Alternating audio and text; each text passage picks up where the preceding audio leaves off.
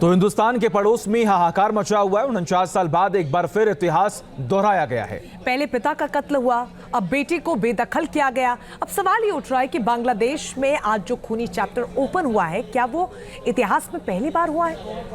यकीनन नहीं, क्योंकि ठीक 49 साल पहले बांग्लादेश की सेना ऐसे ही बेलगाम हो गई थी। मौजूदा वक्त में भले ही शेख हसीना सुरक्षित देश छोड़ने में कामयाब हो गई हों, मगर उनके पिता शेख मुजीब उर रहमान इतने खुशकिस्मत नहीं रहे जिन्होंने बांग्लादेश के निर्माण में अपना जीवन लगा दिया। उसी बांग्लादेश में उनका कत्ल कर दिया गया। एक रिपोर्ट आपको दिखाते हैं।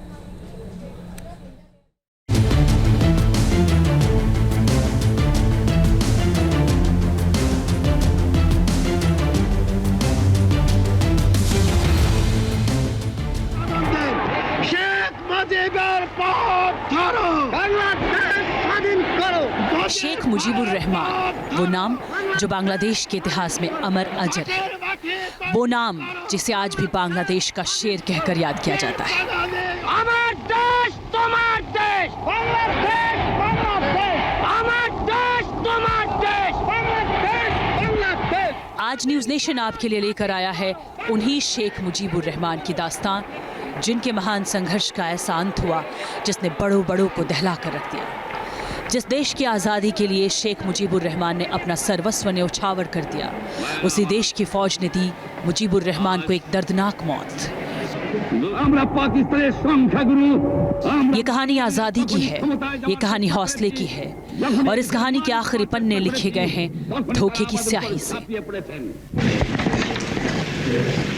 शेख मुजीबुर रहमान के राजनीतिक जीवन की कहानी शुरू हुई थी पाकिस्तान की उस सरजमी से, जिससे आगे चलकर शेख मुजीबुर रहमान को एक बड़ी लड़ाई लड़नी थी।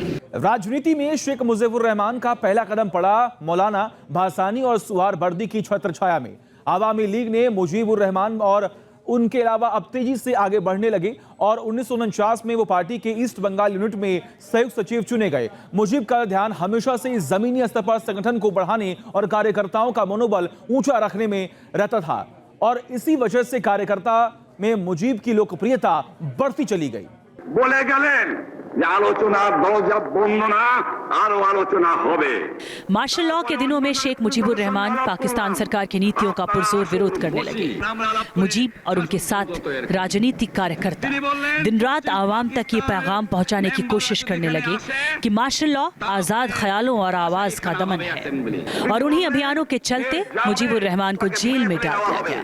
1961 तक मुजीबुर रहमान कैद में रहे। जब वो कारागार से बाहर निकले तो उन्होंने स्वाधीन बंगाल विप्लव परिषद नाम का एक राजनीतिक संगठन बनाया। इस संगठन से मुख्य तौर पर छात्र जुड़े थे और इसका मकसद था पूर्वी पाकिस्तान के लोगों के लिए हक की आवाज उठाना और आजाद बांग्लादेश की मांग उठाना। दरअसल पूर्वी पाकिस्तान सिर्फ कहने भर के लिए पाकिस्तान का हिस्सा था। ना तो पूर्वी पाकिस्तान को आर्थिक तौर पर मदद दी जाती थी, ना ही उनकी तरक्की पर तवज्जो दी जाती थी, और शेख मुजीबुर रहमान इसी दोहरे बर्ताव का विरोध कर रहे थे। दुखेर विषय आज दुखेर संगे बोलते हैं, बांग्लार मानुष बाँचते चाहे, बांग्लार मानुष तारा आज अधिकार चाहे। मुजीब के विचारों और उनके भाषणों ने जल्द ही मुजीब को एक लोकप्रिय नेता बना दिया। न सिर्फ आम आदमी बल्कि पार्टी के अंदर भी मुजीब का रुतबा बढ़ता चला गया, और 1963 आते आते वो आवामी लीग के मुखिया चुन लिए गए। मुजीब की अगुवाई में आवामी लीग पाकिस्तान के बड़े राजनीतिक दलों में शुमार हो गई। खासकर पूर्वी पाकिस्तान में आवामी लीग की पहुंच बढ़ गई। इसी दौरान हिंदुस्तान और पाकिस्तान के बीच 1965 की जंग हुई। 1961 में जम्मू कश्मीर के हिस्से हथियाने के मकसद से पाकिस्तान ने हिंदुस्तान पर हमला बोल दिया।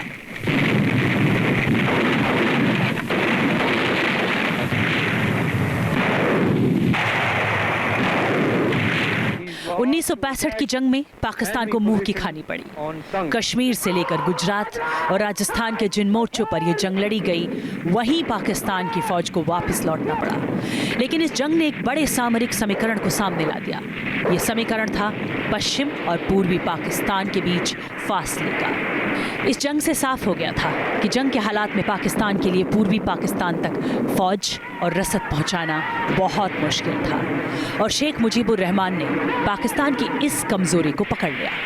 उन्होंने पूर्वी पाकिस्तान की सरकार के लिए ज्यादा अधिकारों की मांग को तेज कर दिया।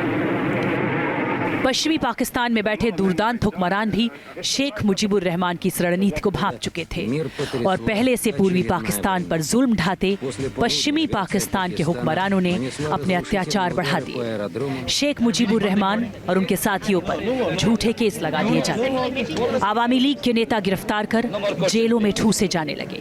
पूर्वी पाकिस्तान की आजादी के आंदोलन करते लोगों पर सरकार का निर्मम डंडा चलने लगा।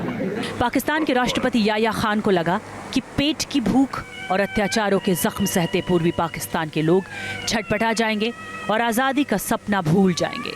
लेकिन जो हुआ उसकी कल्पना याया खान ने कभी नहीं की थी। साल था 1970। पूर्वी पाकिस्तान के लोगों के लिए पेट पालने के लिए सिर्फ दो ही जरिए थे, खेती और जूट का कारोबार। लेकिन 1970 में कुदरत ने ऐसा कहर ढाया कि पूर्वी पाकिस्तान दाने दाने को मोहताज हो गया। 1970 में तब के पूर्वी पाकिस्तान ने एक भयंकर समुद्री तूफान को देखा, जिस तूफान ने पूर्वी पाकिस्तान को हिलाकर रख दिया। हजारों लोग मारे गए और लाखों लोग बेघर हो गए। पश्चिमी पाकिस्तान में बैठे हुक्मरानों ने पूर्वी पाकिस्तान के लिए कुछ नहीं किया और इसके बाद जब चुनाव हुए तो शेख मुजीबुर रहमान की पार्टी भारी बहुमत से जीत कर आई। लेकिन ये जीत पश्चिमी पाकिस्तान में बैठे हुक्मरानों को जरा भी पची नहीं। याया खान और उनकी सरकार को पता था अगर शेख मुजीबुर रहमान के हाथों में सत्ता आई तो उनके आंदोलन को दुनिया के सामने पहचान मिल जाएगी और पूर्वी पाकिस्तान पर उनका दुर्दांत शासन खत्म हो सकता है। पाकिस्तान के सियासतदानों से लेकर फौजी जनरल तक सबका एक ही मत था कि शेख मुजीबुर रहमान और उनकी आवामी लीग को सत्ता से दूर रखना ही वो एक तरीका था जिससे उनका वजूद बना रह सकता था। लेकिन पूर्वी पाकिस्तान की जनता के सब्र का बांध टूट चुका था और इस जनता की अगुवाई कर रहे शेख मुजीबुर रहमान समझ चुके थे कि उनकी गुर्बत और बदहाली को दूर करने का एक ही तरीका है, हथियार उठाए जाएं, आज़ादी की जंग छेड़ी जाए। 23 বছরের করুণ ইতিহাস, বাংলার অত্যাচারের, বাংলার মানুষের রক্তের ইতিহাস। 7 मार्च 1971 को शेख मुजीबुर रहमान ने बांग्लादेश की आज़ादी के संघर्ष का बिगुल फूंक दिया।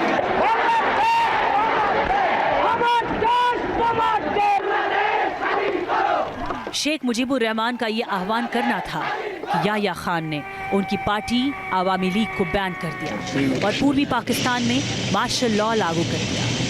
शेख मुजीबुर रहमान को गिरफ्तार कर लिया गया और उन्हें पश्चिमी पाकिस्तान ले जाया गया।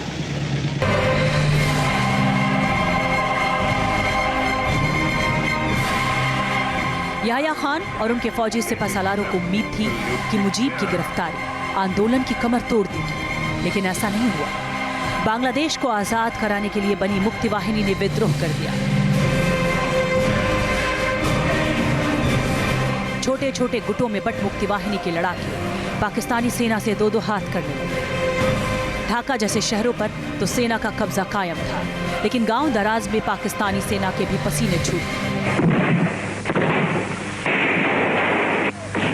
हालात काबू से बाहर जाते देख पाकिस्तानी सरकार ने पूरे मिलिट्री ऑपरेशन का हुक्म दिया और किसी भी कीमत पर इस विद्रोह को दबाने की कवायद शुरू हुई।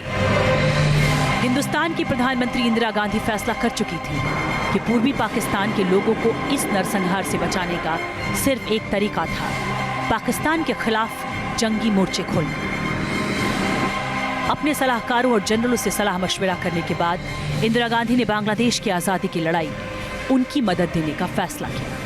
हालांकि दुनिया की बड़ी ताकतें हिंदुस्तान के इस फैसले के खिलाफ थी, लेकिन इंदिरा अपना फैसला सुना चुकी थी और इंदिरा गांधी के फैसले की भनक लगते ही पाकिस्तान ने हिंदुस्तान पर हमला कर दिया और 1971 की जंग का आगाज हो गया।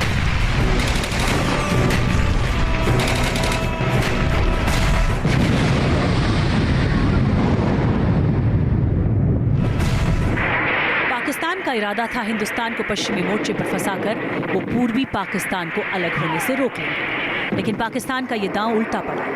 पश्चिमी मोर्चे पर पाकिस्तानी फौज को मुंह की खानी पड़ी।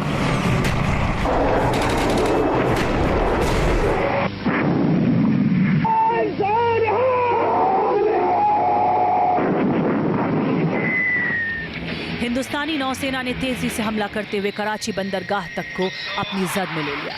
पंजाब, गुजरात, राजस्थान हर मोर्चे पर पाकिस्तानी फौज को दुम दबाकर भागना पड़ा।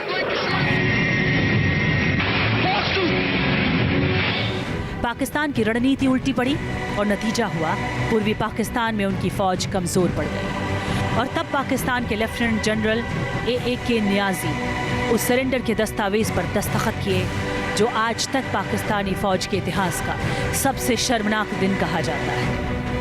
पाकिस्तान के 90,000 सिपाहियों और 2,000 अफसरों ने हिंदुस्तानी फौज के लेफ्टिनेंट जनरल जगजीत सिंह अरोड़ा के सामने हथियार डाल दिए।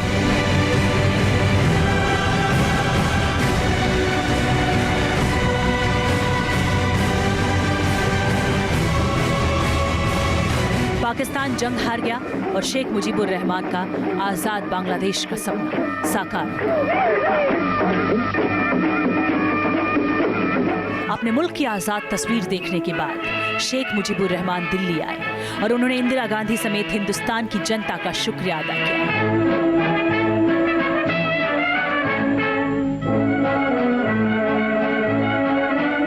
अब शेख मुजीबुर रहमान के सामने दूसरी चुनौती थी, भूख और गरीबी से जूझते बांग्लादेश को तरक्की की राह पर ले जाने की।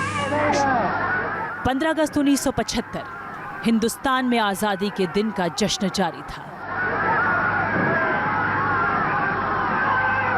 लेकिन बांग्लादेश में यह तारीख उस इंसान की मौत तय कर गई जिसने बांग्लादेश की आजादी की पहली तस्वीर बनाई।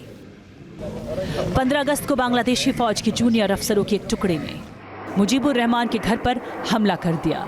ये सैनिक टैंकों से लैस थे और कुछ ही घंटों के अंदर मुजीबुर रहमान के घर गोलियों की तड़तड़ाहट सुनाई देने लगी। तख्तापलट के इरादे से हमला करने वाले इन फौजियों ने शेख मुजीबुर रहमान और उनके परिवार का बेरहमी से कत्ल कर दिया।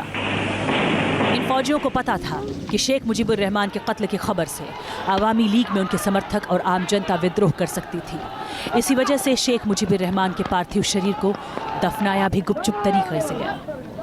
कहा जाता है कि जब शेख मुजीबुर रहमान का शव उनके घर लाया गया तो इलाके के लोगों ने शेख के जनाजे में शामिल होने की मांग रखी, लेकिन संगीनों के गुरूर में सवार फौजियों ने ऐसा करने से मना कर दिया।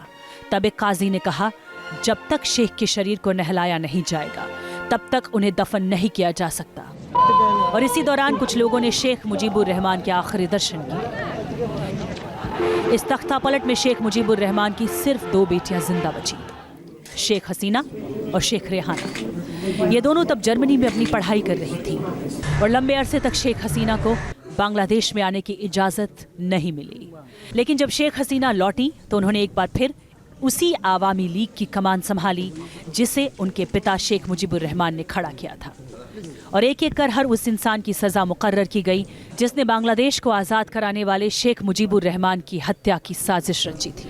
इसे वक्त का जुल्म कहिए कि जिन शेख मुजीबुर रहमान ने बांग्लादेश की आज़ादी के लिए अपनी ज़िंदगी तक को दांव पर लगा दिया था, उन्हें एक दर्दनाक मौत इसी आज़ाद बांग्लादेश में मिली।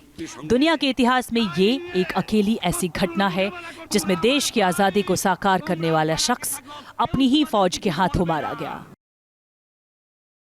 न्यूज नेशन अब व्हाट्सएप पर खबरों के ताज़ा अपडेट के लिए न्यूज नेशन के इस QR कोड को स्कैन करें।